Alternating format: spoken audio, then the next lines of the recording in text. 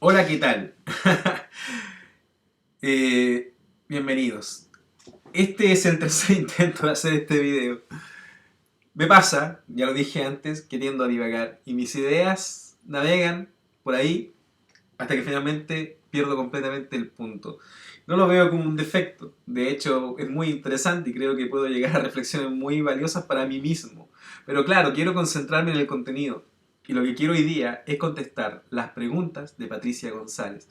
Sucede que, como ustedes saben, los días lunes se actualiza este canal de YouTube. Yo no... Los días lunes, dije, o dije jueves. Bueno, los días lunes se actualiza. Y yo no hago tal de estar todos los lunes pendiente de publicar contenido, sino que grabo varios capítulos, de repente en una semana, o qué sé yo, algunos días por aquí y por allá, y los voy programando, así que van apareciendo en la medida en que están programados. Y hoy día no apareció, y no me había dado cuenta que había programado mal, y que este lunes no tenía video. ¿Coincidencia? No lo creo, como dice el meme, porque todo tiene una razón, ¿cierto? Así que hoy vamos a aprovechar de contestar las dudas que nos dejó Patricia. Y son básicamente dos. Y son relativamente eh, sencillas de contestar, a pesar de que yo mismo no me considero que esté en absoluta posesión de la verdad. ¿Ok? Bueno, a propósito de eso, yo acabo de decir, no estoy en absoluta posesión de la verdad y es bueno recordarles que este canal es el canal de Cristian González. Que si quieren conocer más acerca de la Soka Gakkai Internacional, visiten por favor el sitio www.sgi.org y a través de ese, bueno, ahí hay mucho contenido que ustedes pueden leer, contenido oficialmente publicado por la Soka Gakkai, y además de eso, hay algún formulario de contacto o algún número de teléfono al cual ustedes se pueden contactar para preguntar si existen grupos en su localidad. ¿Ok? ¿Por qué es bueno esto? Porque siempre es mejor que alguien te hable de corazón a corazón directamente, ¿ya? Sobre todo si estás atravesando problemas o dolor, para que ellos te puedan guiar de manera más directa, de corazón a corazón, como digo, amigos verdaderos, ¿cierto? Ahora, yo insisto, lo he dicho un montón de veces, yo no quiero hacer ninguna clase de proselitismo, no quiero hacer en particular algo que se pueda entender como algún sistema de evangelización, entre comillas, respecto del budismo de Nietzsche. Yo lo que quiero es ofrecerte contenido, no te estoy eh, pidiendo o diciendo que tienes que convertirte al budismo de Nichiren Daishonin para poder ser feliz, en absoluto, porque además estoy consciente de que este no es el único camino, ¿ok? Sé que la felicidad, básicamente, lo que he logrado comprender es que somos mucho más, somos el universo, somos una expresión de la vida manifestándose aquí. Y muchas personas han llegado a esta comprensión a través de otros caminos. En cierta manera, eso también es budismo, porque el budismo no significa, o el Buda no significa una religión particular que cree, ¿cierto?, en la enseñanza del Buda Shakyamuni, sino que el budismo o el Buda, básicamente, eres tú entendiendo de manera completa la complejidad, ¿cierto?, de este sistema en ese sentido, de que tú estás conectada a todo y a todos, que es recordar más que todo, ¿cierto? Recordar quién realmente eres, ¿ok? Ahora sí, yo reconozco que el budismo es un camino muy útil y el budismo de Nichiren Daishonin es un capítulo, es un sistema que además se concentra en la esencia, ¿ok? Entonces nos lleva de manera más directa a estos resultados que nosotros queremos lograr en la vida, que es básicamente una vida feliz, plena, dichosa, ¿cierto? ¿Cómo? Reconociendo que ya somos todo aquello, reconociendo que todo aquello también que sucede afuera nos está reflejando a nosotros, reconociendo nuestra verdadera identidad, y a esta verdadera identidad aquí le llamamos Nam-myoho Renge-kyo. ¿Ok? Eh, me dice, primero Patricia, ¿por qué no se puede mostrar o fotografiar al Gohonzon? Bueno, primero que todo, el Gohonzon, que yo lo guardo en esa cajita que se llama Butsudan, ¿cierto? Es un pedazo de papel, ¿ok? Es importante que entiendas esto, es un pedazo de papel impreso. ¿ok? No es un objeto sagrado en el sentido en que Occidente y otras religiones también orientales han entendido un objeto sagrado, ¿ok? No es, obviamente, el hueso de un santo, no es, qué sé yo, una corona de espinas, ni siquiera es un crucifijo, ¿ok? No es un objeto sobre el cual decaigan ciertas propiedades misteriosas o maravillosas o milagrosas. Es un pedazo de papel impreso. Nichiren Daishonin resumió la esencia del Sutra del Loto en una escritura. La esencia, ¿cierto?, del Sutra del Loto es Nam-myoho Renge Kyo. Y ya hablábamos en una entrega anterior todo lo que implica eso. O sea, básicamente toda la vida, todo el universo, eh, y toda esta conexión, toda la ley de causa y efecto, está resumida en esta pequeña expresión que dice Nam-myoho Renge Kyo. Igualmente, de manera un poco más amplia, el Sutra del Loto y su esencia y las funciones de la vida y las funciones del universo están recogidas en este pequeño pergamino que se llama el Gohonzon, al cual nosotros le oramos. ¿Ok? Pero eso no representa ningún poder externo ni posee ningún poder milagroso por sí solo, sino que ese poder es el poder que nosotros como creyentes en el Sutra del Loto le conferimos. ¿Ok? Básicamente es un símbolo. Nosotros le otorgamos este poder, pero en realidad a quien estamos orando no es al objeto, ¿ok? Sino a lo que el objeto representa. Y lo que el objeto representa en esta perspectiva es mi propia vida. De alguna manera entonces yo le estoy rezando a mi propio Buda, que soy yo, a mi verdadera identidad, para conectar con ella, para elevar el estado de vida en el que estoy viviendo ahora y conectar de manera directa con esta esencia. ¿Ya? Así que, desde esa perspectiva, no es realmente urgente que tengas el Gohonzon, pero sí que empieces a comprender que ese Gohonzon existe en realidad en tu propio corazón, que ese Gohonzon eres tú. ¿Ya? Eso es lo primero. Entonces, si no tienes Gohonzon, le oras directamente a tu corazón, de alguna manera, a tu propia vida. ¿Ok?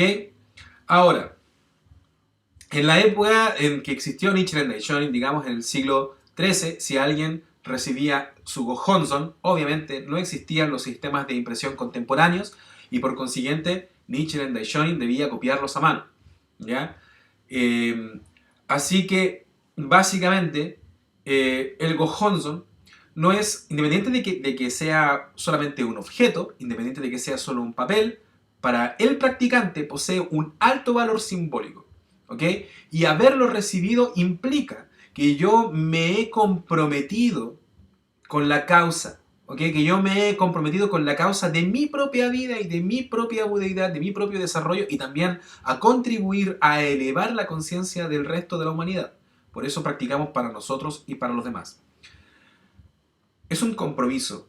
¿Ok? Entonces, de alguna manera, el recibir este Gohonzon implica que yo he tomado esta responsabilidad, que he aceptado esta responsabilidad. Entonces, yo no lo voy a andar mostrando, si lo escaneo y lo subo a internet para que cualquiera lo pueda imprimir, aunque eso tampoco tendría nada de malo. Y esto también es importante, lo voy a poner ahora también sobre el tapete, es importante. No se nos prohíbe, ¿ok?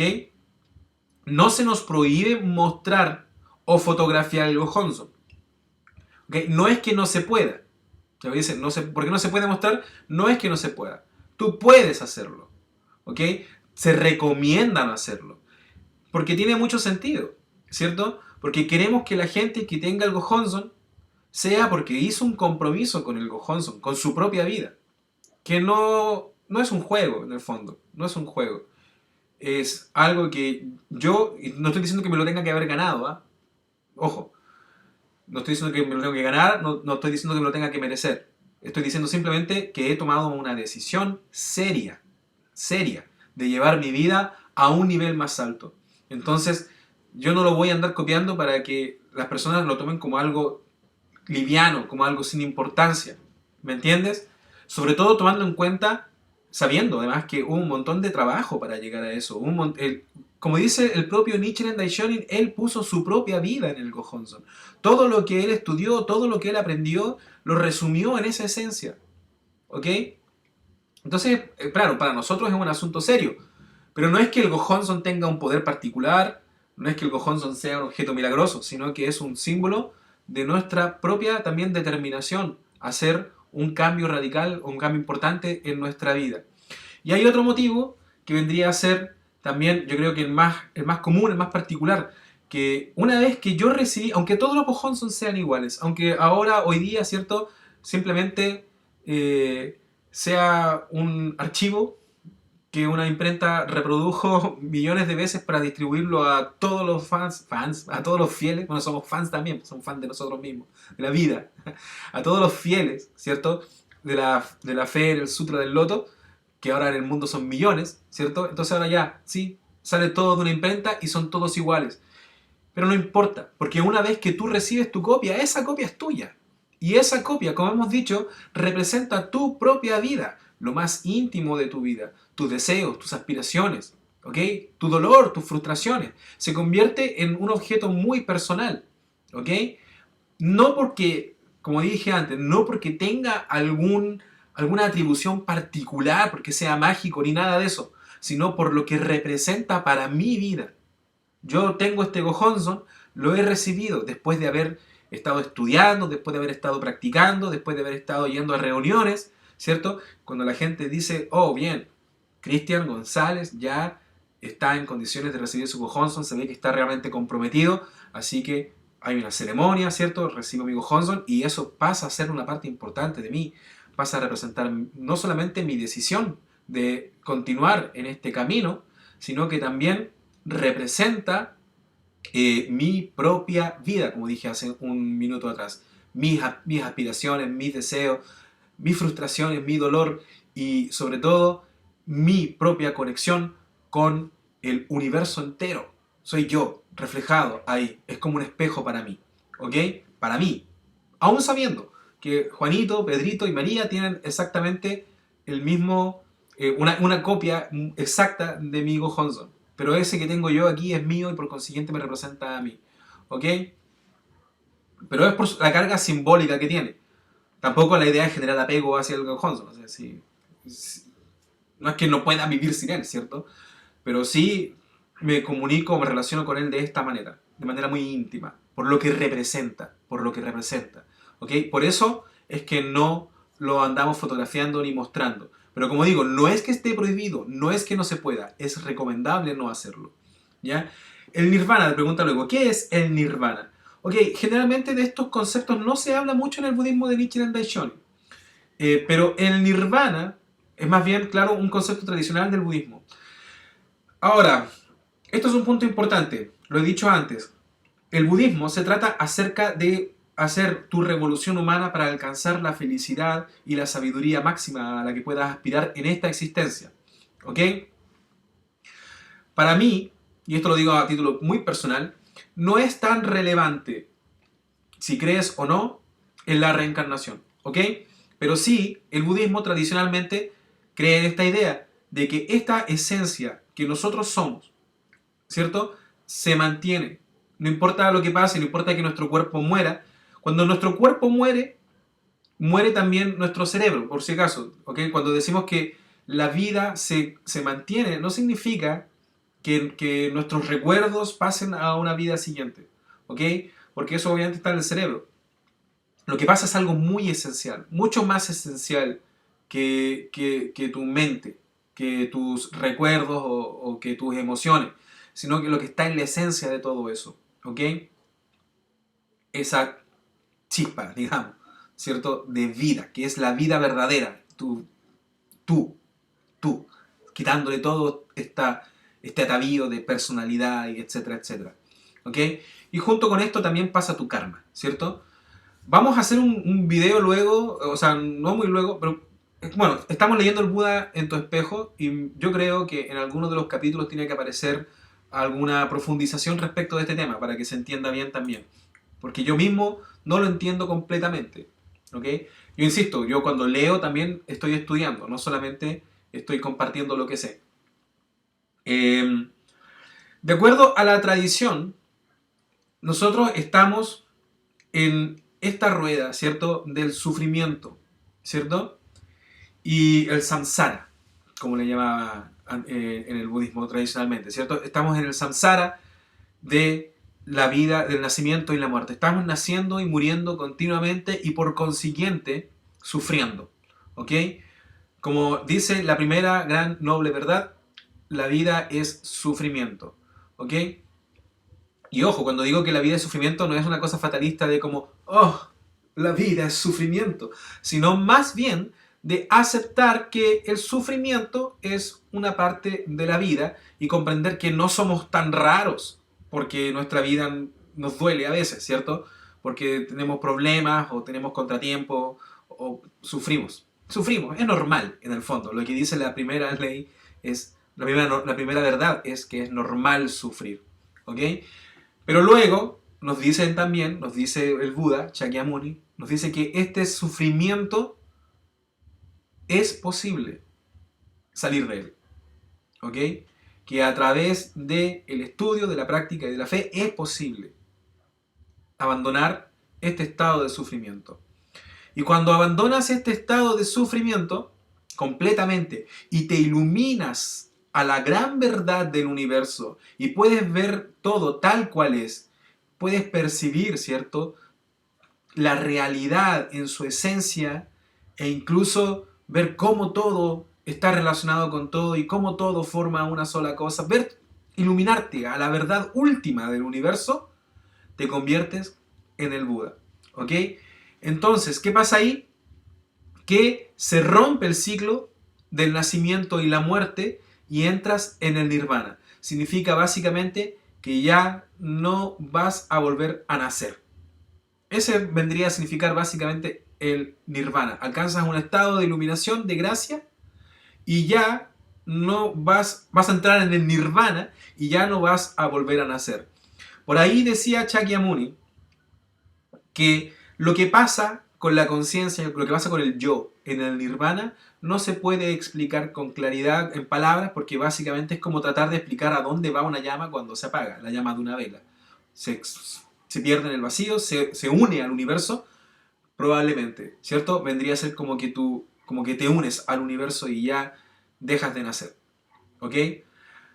Sin embargo, aquí hay unos detalles importantes que cuando leemos el Gongyo, leemos unos extractos del Sutra del Loto, que es también palabra del propio Shakyamuni, donde él expone que en la mayoría de las personas, o la gente, digamos, normal, percibió que él, como había alcanzado la iluminación, había entrado en el nirvana y que no iba a volver a nacer, y sin embargo, nos dice luego que no es tan así, y que de hecho él había alcanzado la iluminación mucho antes y que se había vuelto a presentar, porque independiente de que había alcanzado la iluminación, su, su rol escogido por sí mismo era contribuir y ayudar a las personas a alcanzar la iluminación también, ¿cierto?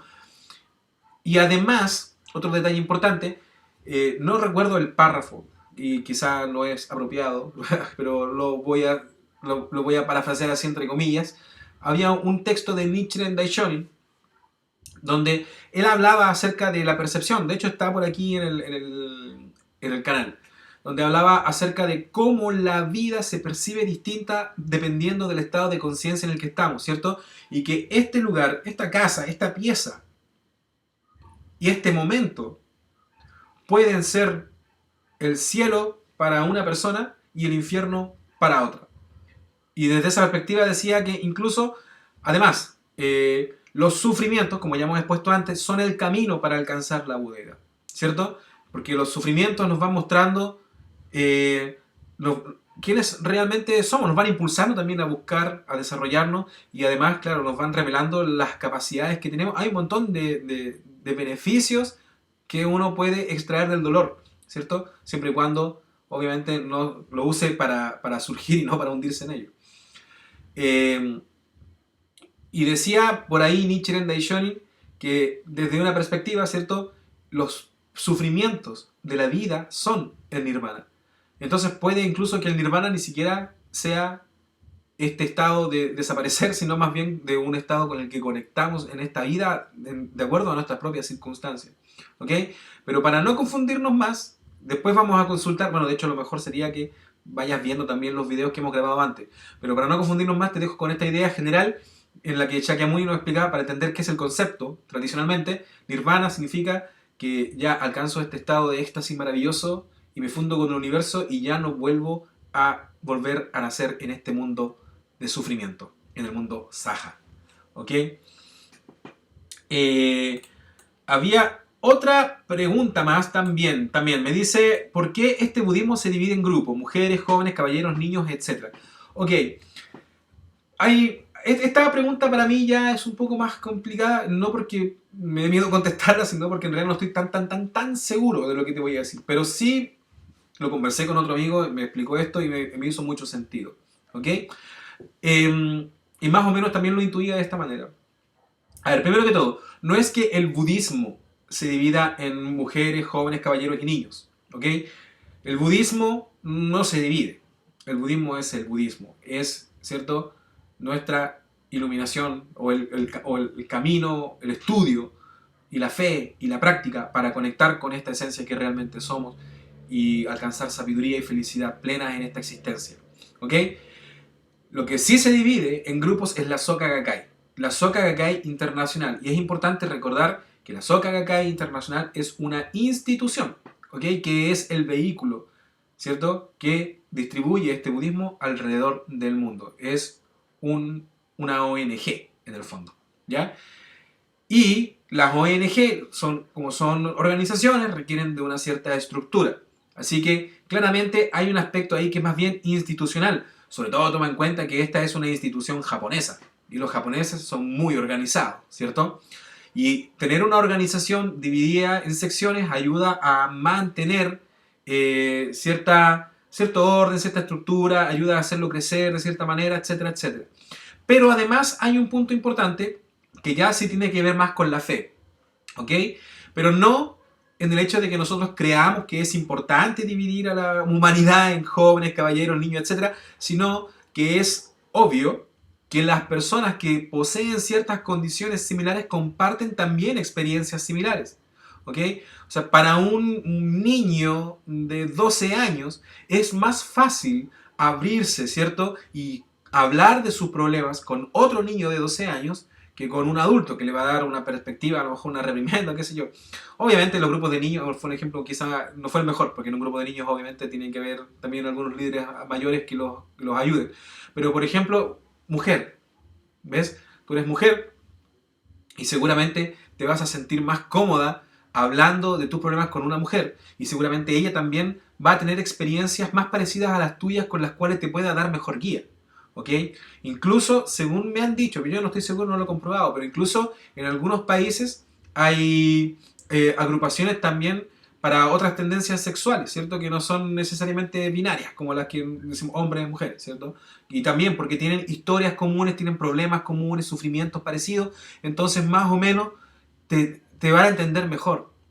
Si, que un hombre, digamos, en tu caso si eres mujer, que un hombre que a lo mejor no conoce qué sé yo, cualquiera que sea la experiencia, no ha vivido, por ejemplo, la maternidad, un ejemplo. Que entonces las mujeres adultas, muchas son mamás, entonces seguramente si una que es mamá va con un problema a ese grupo, seguramente va a encontrar a otra que también es mamá y que muy probablemente le va a poder dar un punto de vista que sí le sirva, diferente del que le pueda dar a lo mejor un hombre que no está conectado con esa experiencia.